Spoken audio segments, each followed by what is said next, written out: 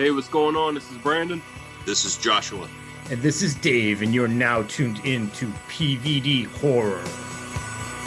And you're now tuned in to PVD Horror. Hey, I'm Sarah T. Cohen, and you may know me from movies such as Hellcat, Cupid, and Clowndoll, and you are listening to PVD Horror.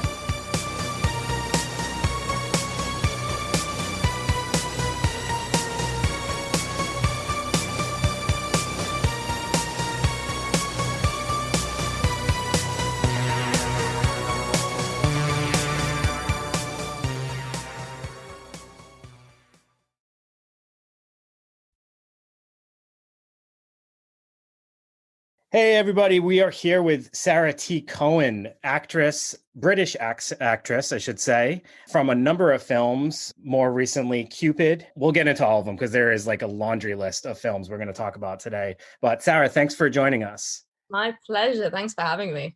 Yeah, no problem. So, I mean, your name is all over, especially like this. We have this app we use, Tubi, the streaming app.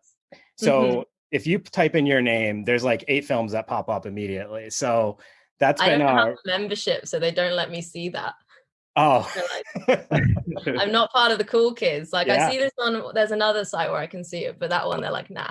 Well, I'm going to let everybody know if you guys are looking to find out what we're talking about today, definitely go to that app and look up any of these films that we mentioned. So just right off the bat, though, one of the things that strikes me is you're part of this Proportion Productions company. And one thing that's really noteworthy about them is how they seem to utilize the same like acting crew for almost all the films that they do. So you're part of that. I know Georgina Jane, and then who we have also talked to.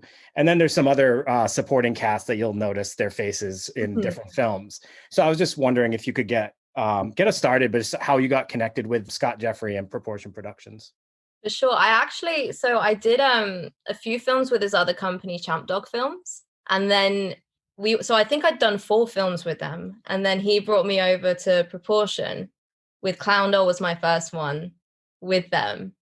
And it just like, we just got on so well. Like we gel. He's incredible in that he will really push you with characters, like let you play people that you wouldn't, like I would never get cast in these roles in the normal world ever. And it is like a dream to be able to like push myself and try these things out. So it's sort of, we just got on really well and it's been smooth sailing ever since. Oh, that's cool. So looking at your film catalog, it seems like you're a real horror fan and you really love the genre. What attracted you to the genre and what are some of your favorite films? Well, I've always really enjoyed horror. Like I think it's like a roller coaster ride, like the adrenaline rush I love.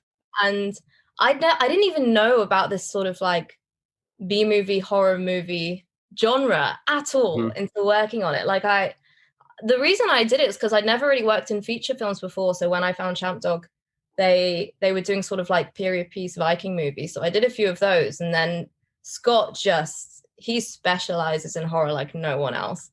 So when I started working with him, I was introduced to this whole new world I'd always enjoyed watching them. So it was just a dream to get involved in it. And you work out all the little tropes as well and how you can play against them and with them. And it's so fun. Now, how does it feel to be looked at as an independent film scream queen from your fans? And who are some of your favorite scream queens? Oh my gosh, it's an honor. I can't believe it as well. Like I just love it. It's so fun. It's like, you get to you play extremes of emotions and characters that you don't get in, because when else do you have literal life or death scenarios? And then sort of my favorite, Scream. I mean, I know it's literal Scream queen. I love the Scream franchise. Saw I really like as well. What are some other ones? Honestly, my friend and I will just go through like, because we're only us two enjoy horror movies, or our other friends are like, no. So we'll just go through together, like trying to find good new horror movies. So there's so many that I've seen and I just love it. Like Dave said, you have like a catalog of films. Like if you look up you on IMDb and Tubi, out of all your roles you have played, which one is your favorite? It's interesting because I have different reasons for liking different roles. So I'd say in terms of like the one where I had the most fun and I could play the most, Cupid, I'd say, because there was a lot of room for improv in that one as well. in terms of one that was super, super different from me is Hellcat. And then again, like the one that I mentioned before that it's not out yet, but Medusa, again, it's a really different role and it's a really gritty character. And I don't usually get to play that kind of character. So again, really enjoyed that one. And that was one I enjoyed just the other actors working with them. That's the reason I love that. I noticed you were able to play a witch in the 2020 remake film of The Witches. How was that experience? And were you a fan of the original film? Yeah. So I remember watching, I was kind of semi-traumatized by the original as a kid. Yeah. I remember being like, this is terrifying. But I mean, that production company, I was only a tiny role in that, but it was really lovely. Like everyone got on really well. The food was incredible. Like the food on that set was a standout to me. And I just love food.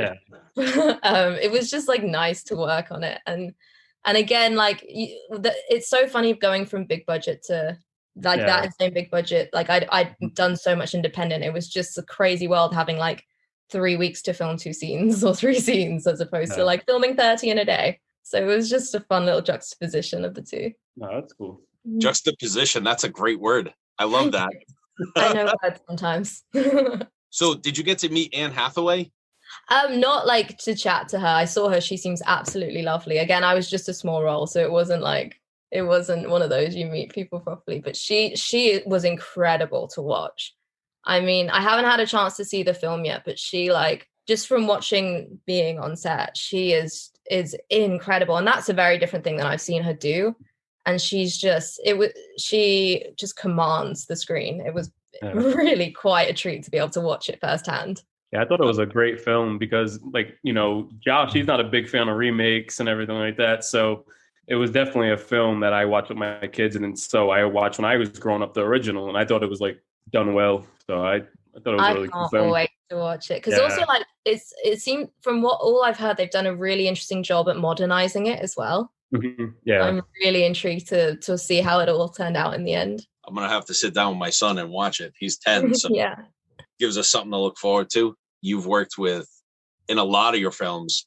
Georgina Janes has been in a lot of your films or with you, and Peter Cosgrove. And I think they're both phenomenal. I just want to know, like, how was it working with the same people in a lot of the films? I mean, I love it because it's just, you get this family feel, and also there's so much of an appreciation of each other. Like they are incredible performers and actors, and it's as exciting as it is to play different characters yourself. It's equally as exciting to see them playing very different roles and seeing them just shine in all these different films and characters. And it's you start really looking forward to working with these people. Like you create a chemistry that's different than you've just met them once. You know how each other operates, you know how each other likes to work. And Peter, I have such a soft spot for Peter. I met him, so I did my first film with him on Champ Dog, on the Viking War, I think it was. And he was literally staying on set, like in a tent. And like, he's literally the most adorable human being. And I'd always bring him sandwiches because I didn't think he could go out to the shops and get the food. And then like I get really bad hay fever, and he was teaching me how like you can rub nettles on you to help as a natural antihistamine. And just like, he's just got such a kind heart. So I just think he's a wonderful human being. And then Georgie's just awesome. Like she's so fun to chill with. And you'll see more like in the more recent ones, there's been like even more people I've worked with a number of times. And now I'm really solidly good friends with a few of them.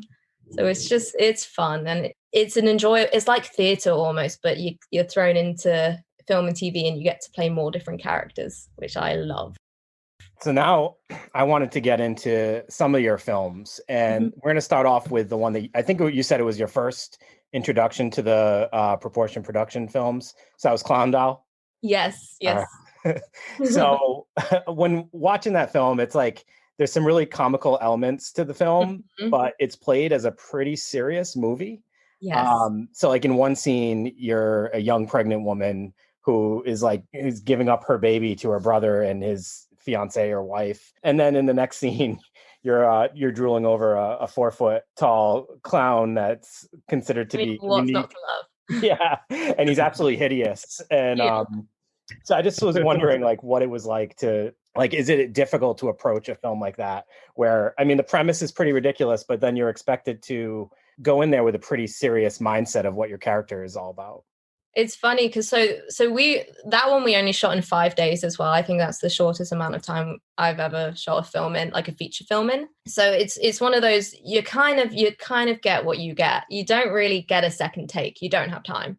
So if you mess up, that's it. It's in the movie. You only really redo it if something goes wrong with focus or with the crew. That's when you get the chance at a second shot. So sometimes if you really mess up, you're like, please tell me that was out of focus. Please tell me I get another shot. So you've got the added element of you really have to nail it. I remember as well, like there were so many things that went wrong initially. So for example, the doll itself, the design, the one that we got, it's not, you don't see it in the movie, was really not what Scott had in mind for the doll. So he had to he got a bunch of stuff off Amazon and had to really rework the design, and that didn't have much he could work with anyway, because it was already not what he had in mind. So the actual look of the doll wasn't what he'd intended, and it does have a very different look. So you already have elements that you've got to work against because it's not what was initially intended. And that's a huge part of the movie, is the look of the doll. And then I remember he was saying he had actually considered doing it as a silly version of the film, but then when it was being performed and when it was acting out, it took a more serious element. So then they went that route further. So it was very much you adapt to what you have. And I actually really enjoy it. I quite enjoy that one a lot because, again, like I said, we filmed it in 5 days. There are silly elements, but it's an independent movie. There's always silly elements, and I love it, honestly. Yeah, no, it's definitely a fun movie, and yeah. I think the fact that it's played straight is almost like makes it more enjoyable because you watch it. There's some scenes where you kind of want to just like jump through the screen and yell at someone. One thing I want to ask you though is, have you ever carried on a conversation with a stranger who dialed you as a wrong number? Literally never. Because also like I'm super like the only times I've done this is when I've been like scam called, and then I'm like, oh, these guys really deserve to be messed with. Yeah. So then I'll just pretend I'm really interested, and then go away and walk away and leave them chatting, and then come back every now and again and be like, oh, tell me more, and then just walk away again, so like they don't have time to call other people. Yeah, but that's the only time when it's been a stranger where I've been like, yeah, let's divulge them. Yeah.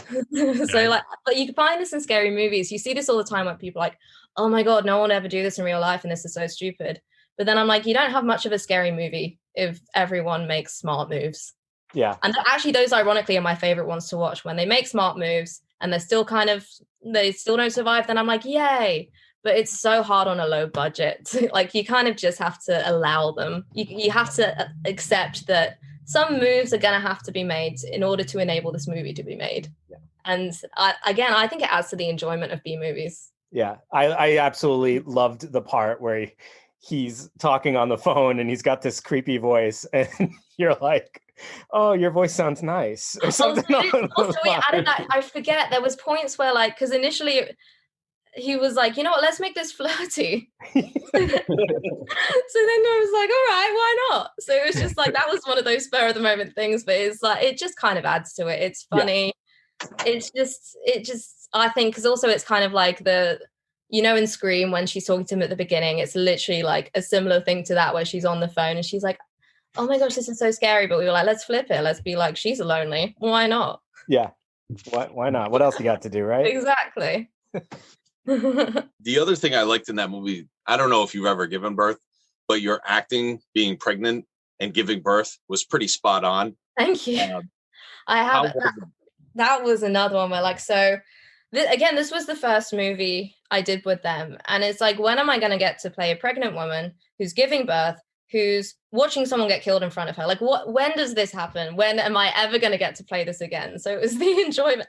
And then also like when they were shooting they had to like get to where I was sitting. So they got me out the way. So then I just went and got a cup of tea with like all the blood all over me, just like watching them film the other half of the scene, like, oh, this is lovely.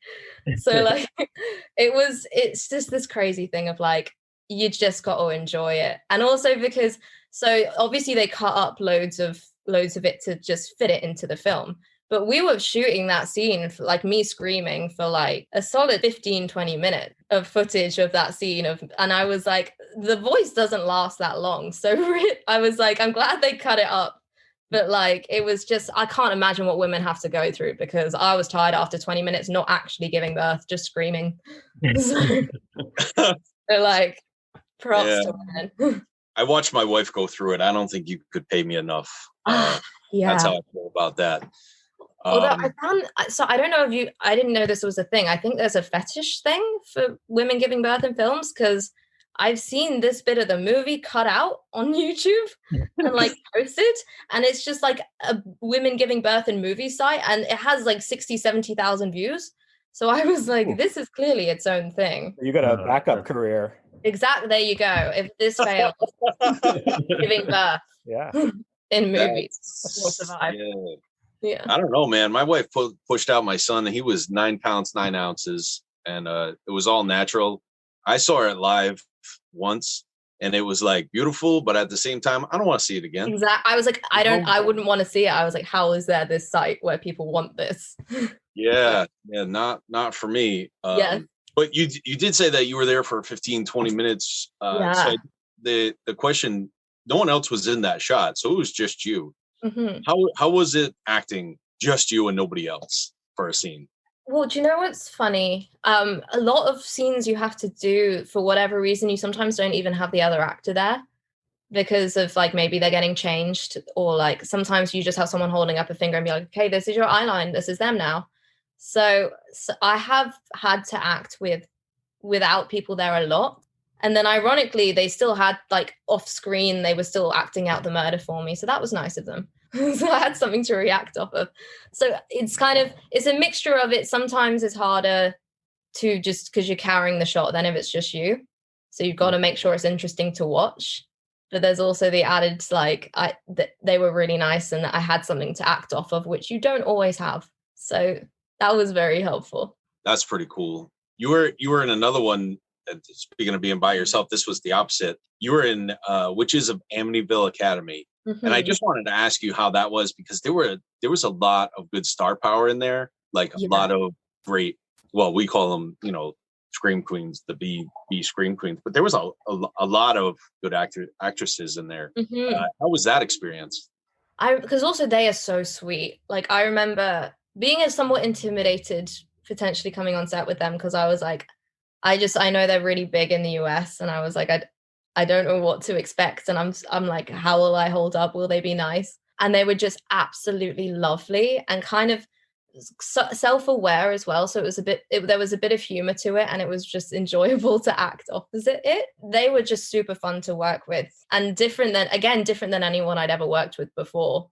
Like it just added a whole new element to these horror films of like, just it was a whole different type of character and than I've seen in these kind of things as well. So it was just fun. They were lovely, super enjoyable again.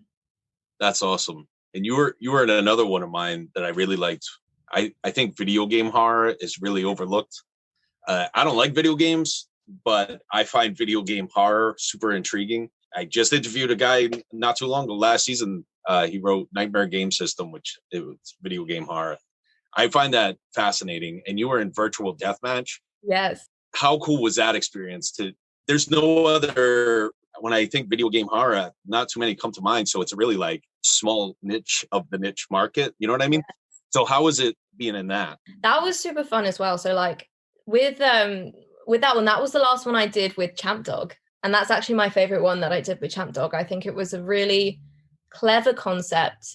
If you've watched any of their films, a lot of the villains they have in it are like villains they've had in other movies. So that was just a fun little like testament to their other movies as well. And the idea, I agree. I really enjoy this kind of genre. And I think I'm surprised there's not more of this, because it really fits into the horror world easily. I can see how it, and then just a big thing about horror films is you have a lot of death, and the idea that you can have multiple lives just fills that criteria. Plus you've got the idea of what does that mean for you in the real world. So I just really, really thought that was a lot of fun, and it was a very creative way to do it on a low budget. I think they managed to do a lot with very little. Like even the CGI, it works because it is like a video game. So like when you get the weird, like they actively wanted it to look CGI because it's meant to be a video game type thing. So I thought little elements like that were really clever. So I'm going to get a little personal here. Yeah. In that movie, you were the only one in a scantily clad leather outfit. Mm-hmm. Why is that? So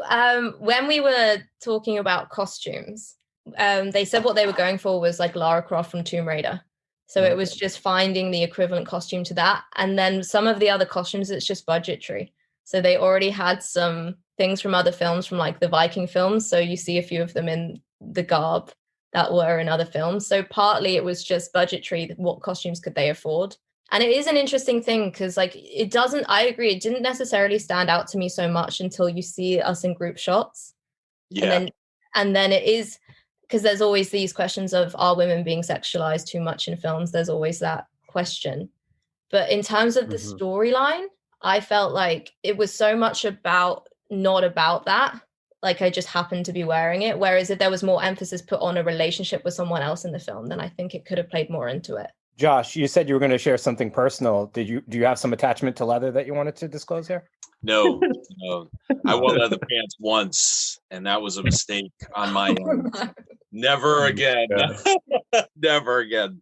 Yeah, you're a better person than me, Sarah. I can't wear the leather. It's not well, the funny thing is, so the outside is leather, but the inside was just regular material. So it was actually, it was fairly comfortable to wear. It was more that it was a cold time of year. So I just had to make sure I always had like a coat ready for when we were out of the scene and I got cold. So there's still hope for you, Josh. You can try this kind of leather. There you go. You've got options. My wife is going to thank you, I'm sure. I'm so glad to hear it. You guys can send her the condolence letter, all right? You brought up an interesting point, and I just kind of want to ask you this before we go on to the next film. You said that a lot of women are sexualized, especially in horror movies, because it's pretty much, men watch horror movies more than women. So women are very sexualized. But I've noticed like you've never done nude scenes that I've seen in any of your movies. None of your movies are really sexualized. How do you feel about that in the genre? So that's a really big thing for me, actually. And this is why I really like working with Scott, because he'll check what I'm comfortable with. Like if there's something I'm not comfortable with in a script, then he'll take it out. And for me, so that's actually a part of why with Medusa, why I play the character I did, because I wasn't comfortable doing sex scenes in a low budget movie. I was like, I need to guarantee I can be protected, because once this is out there, it's out there. Sure. And until I can afford someone to make sure these things aren't used in inappropriate ways, I don't want to put myself in a position where this stuff can get out there and there's no control I have over it. So for me, I've always said I'm not going to do nudity or sex scenes in a low budget film unless it's for a specific thing. Like, for example, like rape, I think is a really important topic to shed light on. So if it's something about that and it's very artfully done and it has a purpose, I'd consider it. But just gratuitous or not really feeding the storyline, to me, I so rarely think it's necessary, other than to fuel just a certain like need that men sometimes have watching these, and I don't always think it helps the story. Sure. So for me, I never judge anyone for doing it, but it's more to protect myself. I haven't. And I think especially with like you said, with horror, I remember seeing a review of Cupid, and the guy said, my biggest critique of this is you don't see any boobs. And I was like, this is so like it was, I get that they're trying to be funny, but it really is a very thing that you see, and like that's what people look for in these movies sometimes, and I think it's a shame. I hadn't really put too much thought to this, but it actually, now that I'm thinking about it, I can't really think of any of the proportion production films that I've seen so far that are like overly sexual. Like they're pretty tame in the sex department. Yeah. And then, it's more about the fright. I like it. It's never gratuitous. They sometimes have it like I think in Cupid there's a little bit of a sex scene in it, but it's never like about that. It's fueling the storyline as opposed to having it there just for the sake of having it there. And actually props to Becky and Scott, because they will often get asked by distributors, you need to put this in, and they'll just be like, no, it's not needed. Because like we had Diane Franklin on an episode, and we were kind of talking about that, and she kind of had gone into it because in Amityville Horror 2, she played like a with a scene with her brother. So, and they kind of had a sex scene and everything like that. And then so as she got older in her career, she did not want to do any sex scenes, and so a lot of people didn't want to have her in their films, so that, when you kind of shed light on that and kind of focus on it, it kind of really is sad in a way, how 100%. everything is focused on that. Because that's another thing as well. So, for example, with Medusa, it's about prostitutes. So their job is sex. Yeah. And even with that, you'll see it when you see it. That's so not what the movie's about. When it's done tactfully, and it has a purpose, as opposed to just, again, fueling a desire some people have. Yeah. I mean, these are really movies you can take home to your mom. And yeah. You're gonna feel like a nice family film where a bunch of people get brutally murdered, Yeah. Well, thank you for answering that question. Thank you for asking it, especially as men. I feel like it's often not thought about. So I really appreciate that. You know what? There's a lot. Having a 10-year-old son, for me, I love horror, but there's a lot of stuff that I can't watch with him. And it's not so much the violence, because, one of my besties runs a haunted house. So he sees the special effects all the time. It's the nudity. And unfortunately, there's nudity in like everything, which is tough, because I want to show him something, and I have to go through the parental thing with my wife, and I'm like, I just can't. Like, this one's out. So you also brought up the Viking movies, which brings me to Vikings versus Krampus, which I love that movie. I don't know. I started. What was it, last year? I think I posted it for the Christmas. Can I interrupt you for 1 second? Why? Not only did he see it, but he talked about it nonstop for a very long time.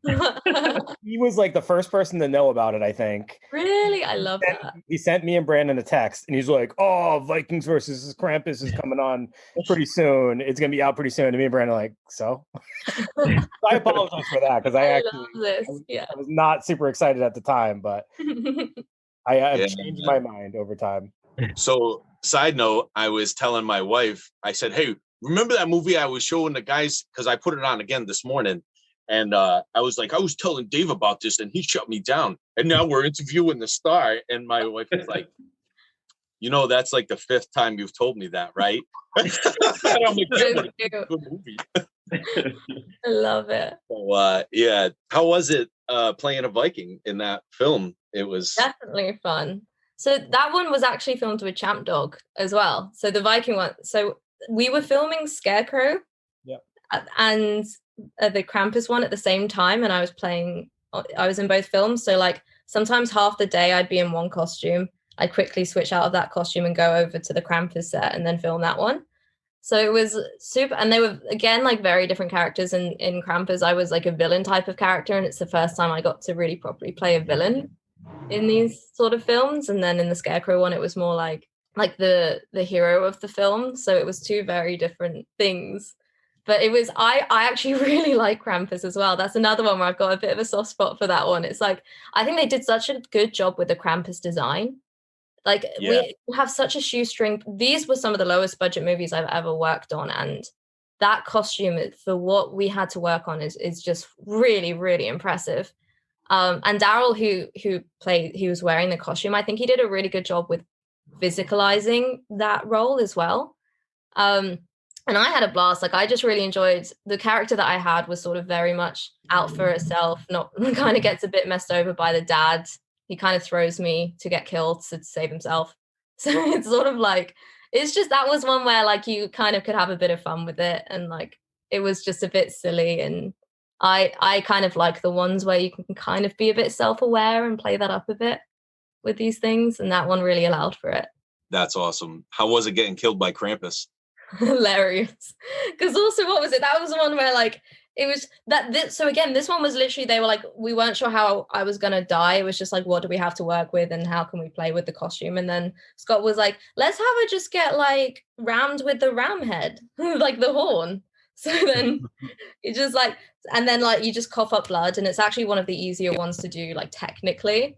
So it was quite a funny, and again, because the dad just throws me in to get killed, it was just a funny little bit of like, you're getting killed, but also you have to look sad at your dad, and it's just like, just a fun one to do. So we would be remiss not. I gotta say, Dave, hold on, man. That's the best thing I've ever heard.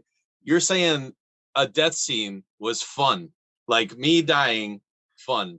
I mean, because also filming it's absolutely hilarious because like you get all the technical bits which you don't think about because they put all these puzzle pieces together like afterwards. So you see like thing go through the tummy, then someone crying, then someone shouting, then like other person.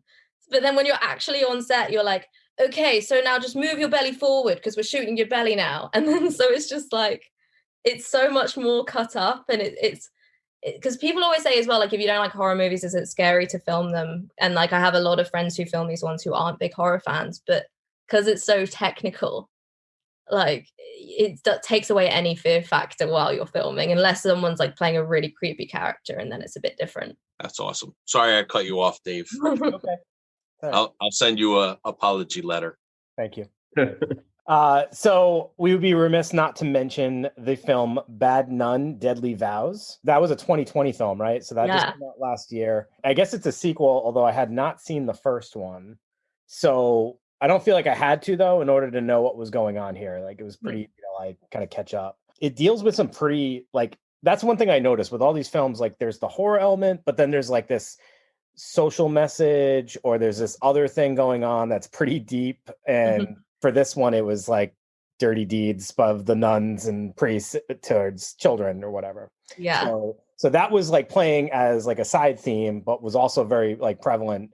And at the end, your character makes a very interesting choice because you end up finding, I don't know if this is a spoiler. So if you haven't seen Bad Nun and you intend to, then probably stop listening here.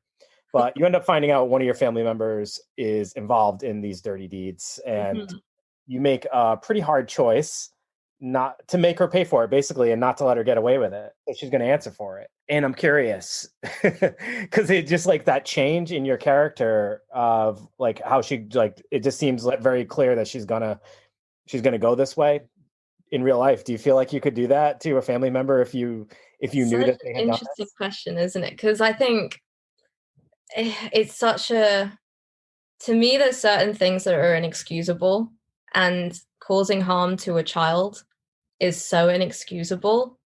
And so scarring in every single way. And then there's the thing, because also the character was super close to her grandmother, like had no idea. Like it's one of those, what if you didn't know this was going to happen? And you're like, because I think about just the idea of any of my grandparents doing this or family members is so out of the realm of possibility. So then I'm like, that was what it was for the character. So then how would you react to this? And I would like to say that I don't think I could forgive them for that. I don't know how I would react in that situation. I'm like, I don't know if I would have made that same decision. It's a genuine possibility where it's like they took someone else's life from them, even if they're still alive. So would I do that? Possibly. I don't know. Yeah. And that's kind of one of the things I really like about most of these films is there's like this morality question that comes up in like a number of them. Even when we were talking to Georgina Jane, we're talking about Pet Graveyard, and there's this idea of brinking. So I don't know if you saw that one, but there's all these, like these films have all these questions, like, would I do this? And I like it. It makes you think. So it's more than just about the horror element. There's also the ethic questions. So I just had another quick question about that film. So there is probably the world's cutest Pomeranian in that film. And is that your dog by any chance? No. So do you want to know a fun fact? It's Scott's. Oh, okay. Scott has 2 Pomeranians, and then one had been in a previous movie. And then he got this one just before filming, I think. And literally it was the funnest time on set because I love dogs. And they were so cuddly, like they put their little paws up so you would just hold them. And he was like, so you're going to be acting and this is the new dog. And I was like, I don't want any scene without the dog, please. Yeah. Literally the first scene, I just get to hold the dog the whole time. And I was like, this is amazing. Was it a puppy? It was a puppy. Yeah, and literally the cutest puppy ever. And they were so well behaved as well. I was like, what if it really needs to loo on me? And they were like, he's like, no, they don't do that. So I was just like, this is amazing. But there's one scene where like, so they literally had been so well behaved the whole time. And then there's one scene where the dog's like in a cage and the evil character's coming for the dog. And she actually started crying on set because she could tell like something wasn't right. And I remember being off camera watching this, like, I hate this so much, but this is going to be so good for the movie, but I hate this. Best actor ever. Yeah, literally. The dog stole the show. That dog was freaking Awesome. cute though. Yeah. So adorable. For our American listeners, can you explain what the loo is? Oh, yes, the bathroom. Going to the toilet. Oh, okay. Yeah, sorry. I forget that. I even lived in the US for a while. I should know by now. But... I think they would have gotten that one. Yeah. But I didn't know what was it, Josh? What was it? A hen? Yeah, hen party. Oh, yeah, it's like bachelorette party, hen party. I had no idea what that was. Yeah. That's one I didn't even think about because my mum's American, I've always heard both. So I sometimes forget which is English and which is American. And that one just didn't even occur to me that wasn't one that Americans knew until I think last year. And I'd lived in the US for like 4 years. So it took me a while to know that one wasn't a thing that people said. Where in the US were you living? I lived in New York. I went to NYU for university. So I lived there for 4 years, I think 4.5 years, something like that. Okay. I partied at some colleges. Did you? They have some good ones. There were some good parties. It was fun. I wanted to ask you next about Cupid. So kind of the reason we even got in contact was because of this film. And another one where I was proven wrong. Josh told me about Cupid a while ago. And Josh, I think we have a lot to thank you for. Oh, you're being in our movies right now. My favorite best of all time. I totally dismissed it, and I was proven wrong when I watched it. So I watched it around Valentine's Day, and I really enjoyed it. So one of the things I liked so much about it, and especially your character, was just like how convincing, like for me to like really dislike or like a character, that means that the person did a good job. And for majority of the movie, like your character's a pretty dislikable character. But there's this interesting dynamic because like sometimes you kind of start to root for her. And then other times you're kind of rooting against her. So you kind of waver back and forth a little bit. And I just kind of wanted to ask you what was your intention and for the portrayal of that role, and what was that experience like, kind of being that dislikable character? So this is one of my favorite characters I've ever played because she is so unapologetically horrible. And it's so rare you get to play this kind of character. I mean, and they exist. I've seen these kind of girls before. So they really do exist, but she's just like all of them combined. And I actually genuinely like playing the unlikable characters. I think there's more layers you can find often with the main characters. They have to be so inherently likable. And so you need to generally give them a flaw, like, oh, someone died or someone's really hurt in their family or something, just so you relate really quickly to them. But then that kind of becomes the storyline. Whereas with the unlikable character, you can kind of go anywhere with it. And there's always a reason someone's mean. And they give you the reason in the film why she's really targeting the main character. But it's so fun to play that because it was just like, and they let me improv loads as well. So there was a self-awareness of we're also in a low budget movie. So even though she's doing all these horrible things, there's also a bit of comedy to it. And like with the break a nail, they just let me throw that in there for the lols, just those kind of lines. And it was just a really fun one to play with as well. And then acting off Georgie, who's just so, I remember when we were shooting, when we're looking at the pictures of her and we're making fun of it, I was like, she genuinely looks gorgeous. This is such a horrible one to film because she looks fantastic, and it seems horrible to say these things, but she really makes you root for her as well in a great way. And it was just nice to play the antagonist to that. Yeah, I think you both did an amazing job. And also credit was due to the script writing and just kind of the storyline, because your character wouldn't have even had any redeeming quality if we didn't realize at the end kind of what was fueling that fire. And I think that really helped kind of bring the storyline into play of why your character was surviving. Because at first it was is she just going to get killed off? Is that because you expect her to be the first to die, or she needed something really bad to happen. But with I think because also there was the towing the line of making sure that she, because I remember the bit where we were shooting where I see the Cupid in the sky, I remember this really good direction by Scott where we shot it the first time and he was like, this doesn't seem ridiculous enough, you're selling that it's realistic and sad, go really over dramatic with it in this bit. And those little touches just to make us seem over dramatic or stupid, so credit to Scott with the directing, was just I think what added so much to the character as well. Yeah absolutely. I also wanted to ask you a question that we also asked Georgina, was In regards to Cupid, it's like kind of being this anti-Valentine's Day film, which is not, the typical Hallmark film that we usually see. There's been a couple of anti-Valentine's Day horror films, but they haven't been like as obvious as like actually making Cupid evil. So like, what's your thoughts about the holiday in general? Are you a Valentine's Day fan, or do you think it's just kind of a cash-in? I'm such a not romantic person, so I find all the things like often whenever I've been with someone and they're like, here's chocolates or teddy bears, I'm like, oh, this is so cheesy, but you don't want to be not thankful either. So like, to me, this is right up my alley, as in like kind of just something not fully, it's just, also I remember we were saying there's never been a Cupid villain. Like we were looking this up and we were like, this is the first ever Cupid villain. This is awesome. Like in itself, no matter what, we've got the first. So that was a really, really fun one. And I think honestly, I do always love a holiday just because you get a day off to do what you want, or there's themes and stuff. But I'm not, like I said, I'm not a huge romantic, so it's more I like it for just having something fun. Yeah. That's awesome. And that movie is picking up steam, by the way.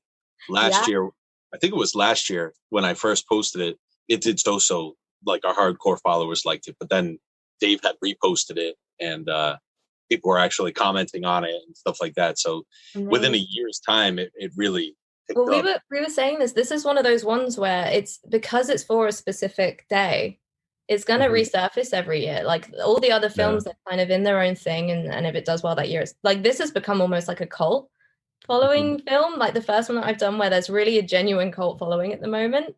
And I think it is, like you're saying, it's picking up every year. Like I keep getting more people being like, I just watched this and I loved it. Or like, I watched this and I hate it, but it's still fun. So like you get all these things. It's just, I think this is like a B movie to the T. And I love it. I want to talk about I don't know if it's your latest, but the one that just came out was Hellcat. And I got to see it. The other guys didn't get to see it. I saw it streaming somewhere and I can't remember where it is. Look at me. You played a pretty badass character in there and you did some fighting. And I thought it was pretty impressive. Do you have any martial arts background and how was it fighting? So here's where I completely put a damper on this one. I got a stunt double and she is phenomenal. Her name is Corrine Holt. She is genuinely exceptional.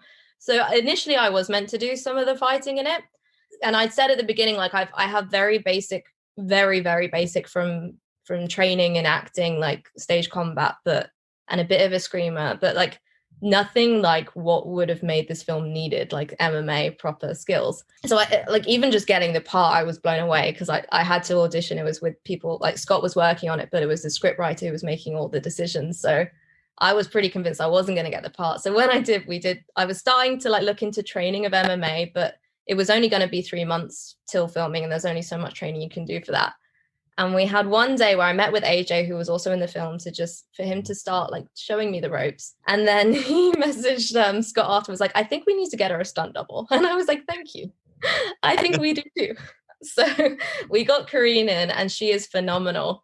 And this was actually pre-COVID and they had the amazing idea of popping a mask on so we could switch us in and out really easily.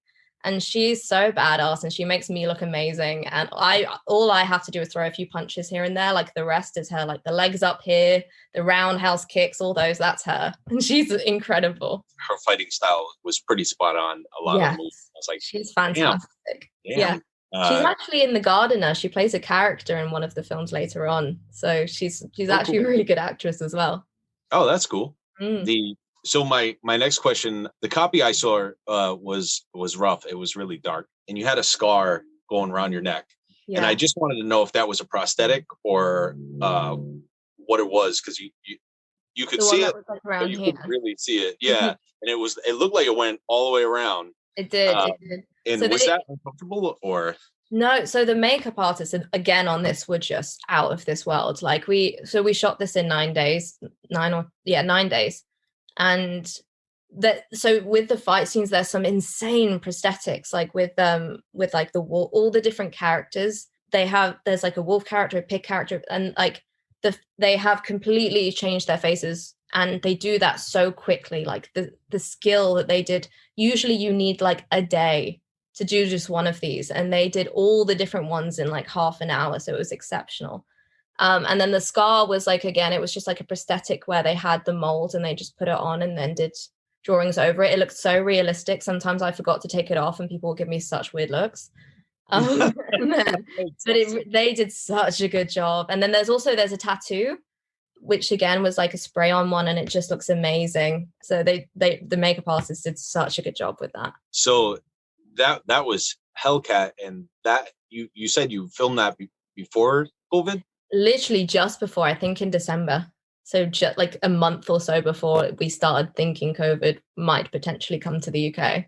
I think it was right when it was in China. So masks weren't a thing yet. Interesting. How has that affected your film career? Lots. It has a lot. Like, just it's so much more expensive to shoot now because of all the precautionary measures you need to put in place. So although films are still going, there's way less being made now than there had been before. So for example, like I was talking about this with another actor today, there's an acting site called Spotlight, and that's where all the breakdowns tend to get posted. And then usually there's like 200, 300 a day, different job possibilities. Now there's like 5 to 10 a day. Oh, wow. So it's and then you've got all the same actors now going for the same things. So there's a huge amount of competition. COVID's really, really affected the industry. But that being said, it's great. You can still do stuff. So it's like bittersweet. When we did our best of 2020, 2020 was the best year for horror because the big companies were not producing big money. The other ones. Yeah. So all these little guys finally got a time to shine. And I thought that was awesome. Without doubt. I really hope that keeps up. Yeah. Even this year, a lot of big players still aren't releasing stuff yet. Yeah, because we had The Gardener. It's not out yet, but it's been picked up by Lionsgate. There's no way pre-COVID this small budget film would have even been looked at by Lionsgate. Yeah. So we're seeing the benefits, and because it's an action movie, like where it's harder to make these with COVID guidelines at the moment because just social distancing and things like that. I think that actually ironically helped us a little bit for getting better viewership for it. Yeah, talk about changing the industry. In some ways, it has hurt the industry, but then I think in other ways it has really helped. So definitely. Maybe I'm, what do they call that? Optimistic? Is that the right word? Find a light though. I mean, that's definitely good. It's definitely helped in some ways. And I think for sure this is one of them. Cool. It gives us little guys a bit more of a platform. I think we made it through the catalog of films that we've collectively seen. And now I just want to ask you, like, what films do you want people to kind of know are coming out and that they should be on the lookout for, or any that we missed that you want people to go check out? I mean, you guys really smashed it through my favorite ones, I think. Like there's 4 in particular that I really like that are out at the moment, which are the Watcher, Bad Nun, Deadly Vows. It has a few different names.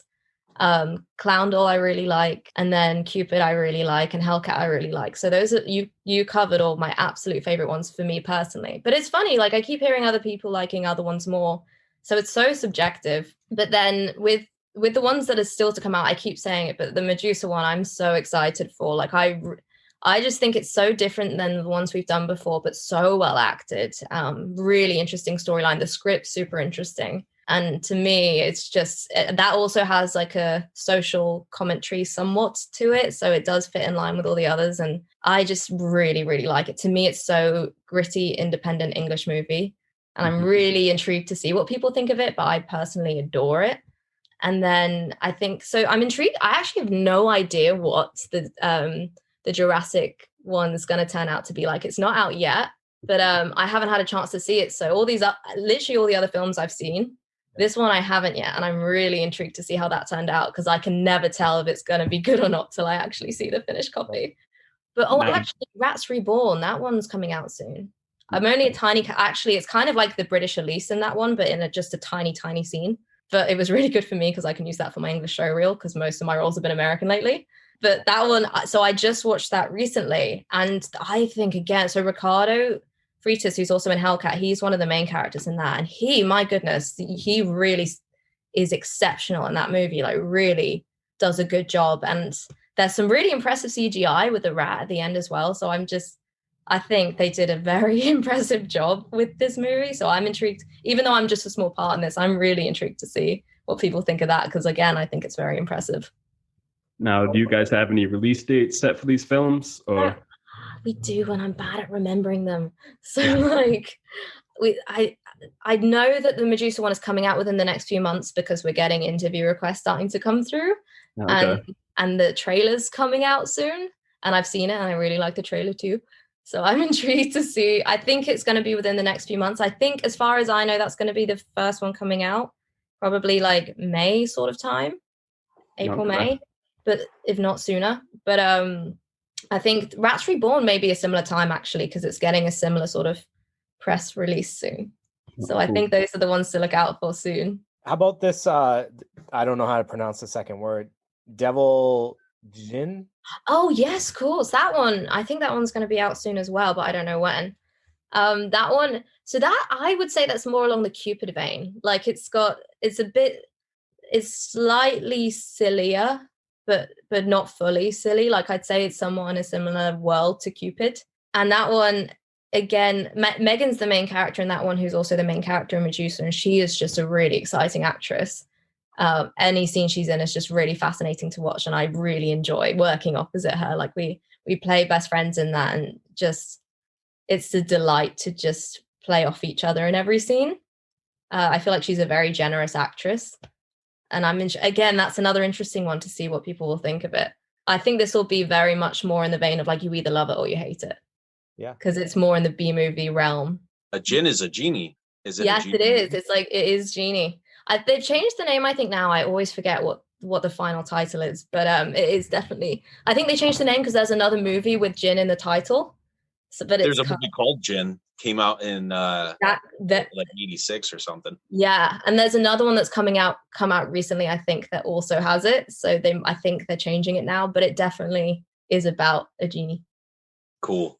Yes. So, in next year, by the same time, you're probably going to have a ton more films on Tubi for people to check out and all the other sites. So that's pretty exciting for you. So you got a lot of titles coming out, and I hope that maybe you can join us again after some of these movies release. For sure, this has been a blast. Awesome. Definitely.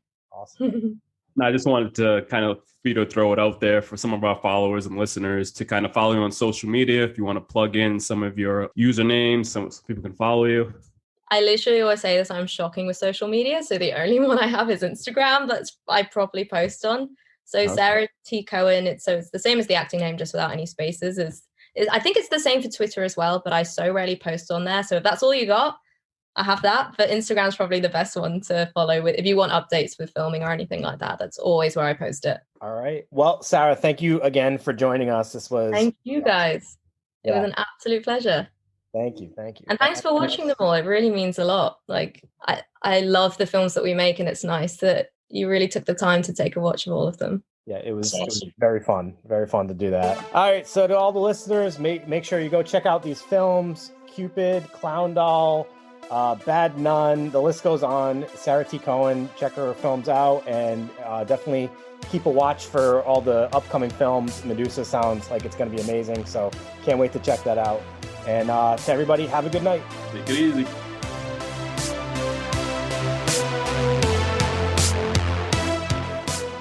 I tried to write movies such as, and I accidentally said movies suck.